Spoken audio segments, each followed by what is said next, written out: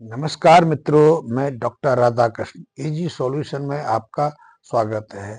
आज हर व्यक्ति इस चीज को जान रहा है, पहचान रहा है।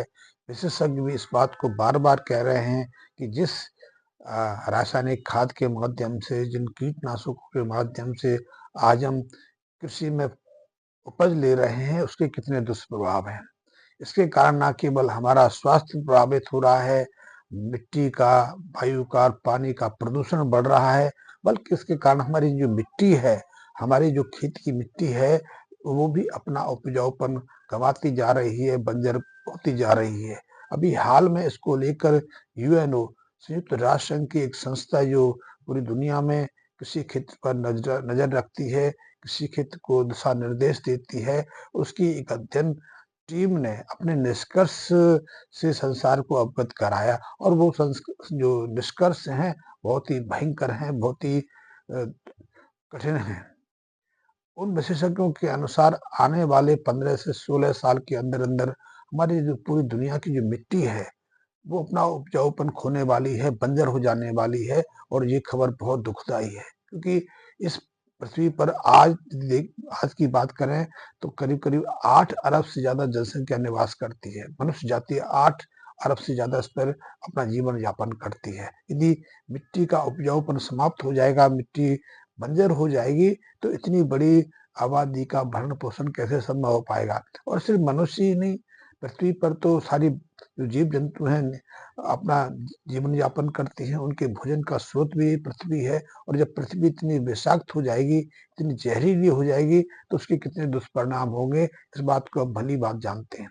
हम जितने रासायनिक खादों का प्रयोग कर रहे हैं, जितने कीटनाशकों का उपयोग हम अपने खेती के लिए कर रहे हैं, उनसे हमारी पृथ्वी, हमारी मिट्टी है, अपना जो उपजाऊपन तो गंवा ही रही है, अपना उसमें जहरीलापन बढ़ता जा रहा है, वो विषाक्त होती जा रही है।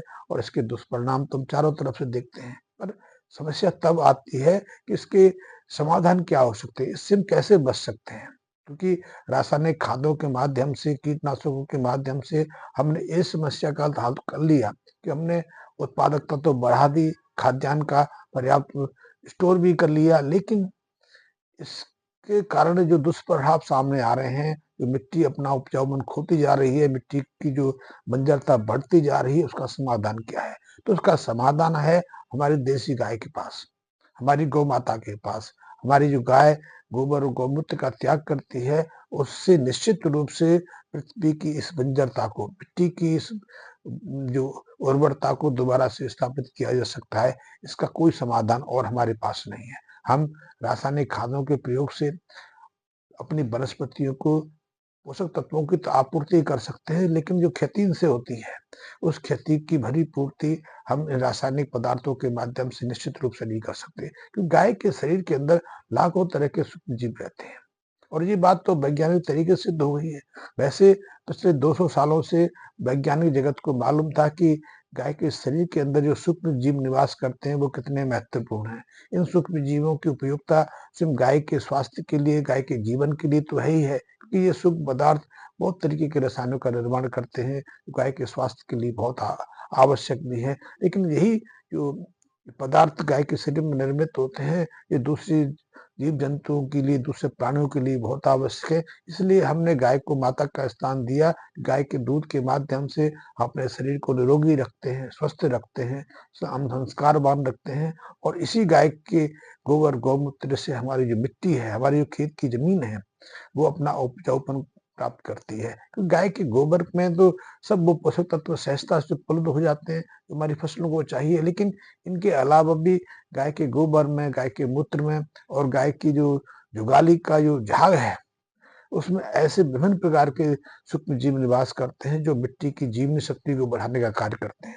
जो मिट्टी के अंदर जो सैकड़ों तरह के जीवाणु रहते हैं, जो सूक्ष्म जीव रहते हैं, उनको चेतना प्रदान करते हैं, उनको पुनः संवर्धन की शक्ति प्रदान करते हैं। और ये जीव, जो पृथ्वी के सूक्ष्म जीव हैं, वो खेती के लिए बहुत महत्वपूर्ण है, वनस्पतियों की जान है। क्योंकि इनके बिना हम कितना भी खाद प्रयोग करें, कितने भी हम पदार्थों को अपनी मिट्टी में मिलाएं, उनकी जो प्रभावशीलता निरंतर घटती जाती है। इसीलिए आज हम पिछले 30-35 सालों की तुलना में 3 से 4 गुना ज़्यादा खादों का प्रयोग अपनी मिट्टी में कर रहे हैं, लेकिन उत्पादकता नहीं बढ़ रही। अब उत्पादकता निरंतर गिरती जा रही है। हम अच्छे से अच्छे बीज लेके आते हैं, इनकी उत्पादकता बताई जाती है कि 70 क्विंटल के आसपास प्रति हेक्टेयर है, लेकिन यथार्थ में उससे हम 30-35 क्विंटल से ज़्यादा जो उत्पादकता प्राप्त नहीं कर पाते। सभी फसलों के साथ ये समस्या है, क्योंकि हमारी मिट्टी में ये सूक्ष्म जीव हट गए हैं, समाप्त हो गए हैं। कई जगह तो इन सूक्ष्म जीवों की संख्या है 0 के आसपास आ गई है, तो उसको पुनः स्थापित करने का कार्य सिर्फ गौ माता कर सकती है।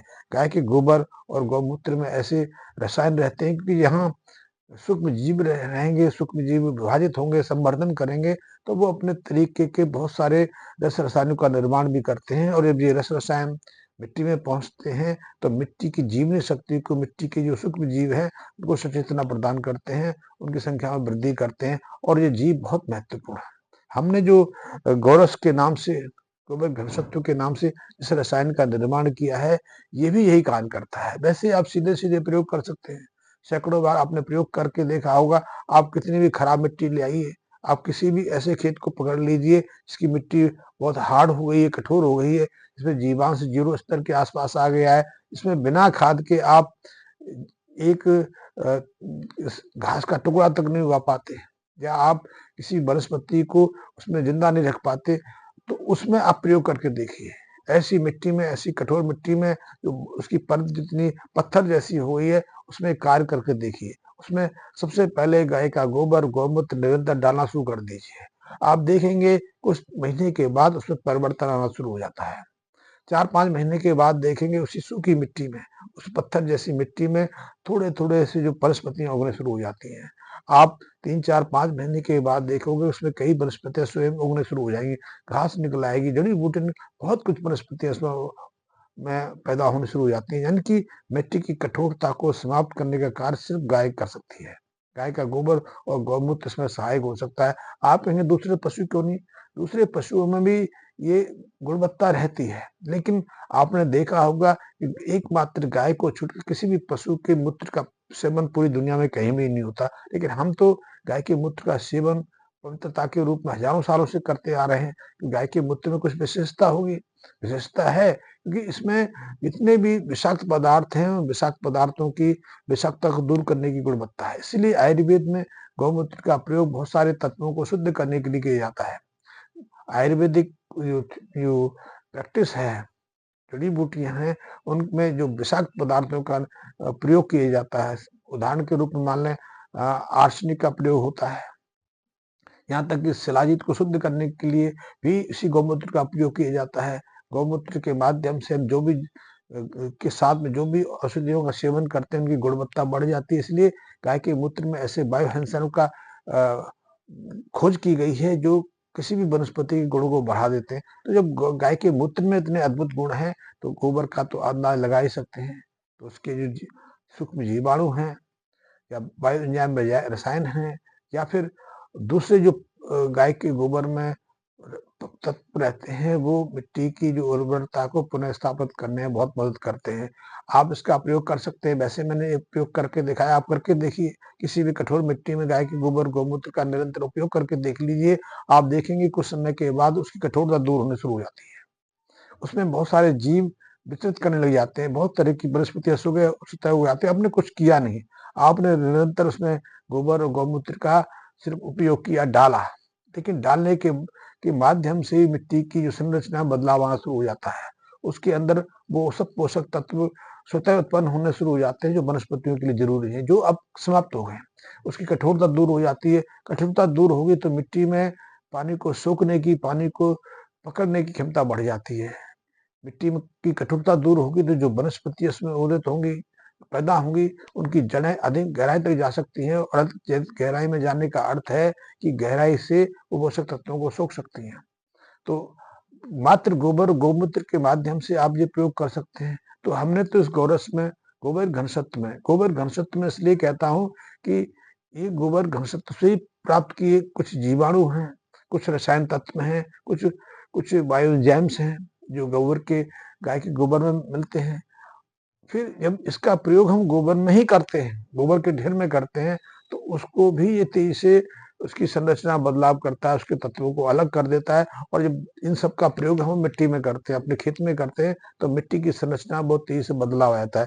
मिट्टी की जो उर्वरता बढ़ती चली जाती है और ऐसी मिट्टी में जो भी फसल आप करेंगे, जो भी वनस्पति लगाएँगे, उसकी उत्पादकता, उसका परिणाम आपको निश्चित रूप से चमत्कारी रूप से विस्मित करता है। तो बहुत सारी चीज़ें हैं जिनका हम चर्चा कर सकते हैं।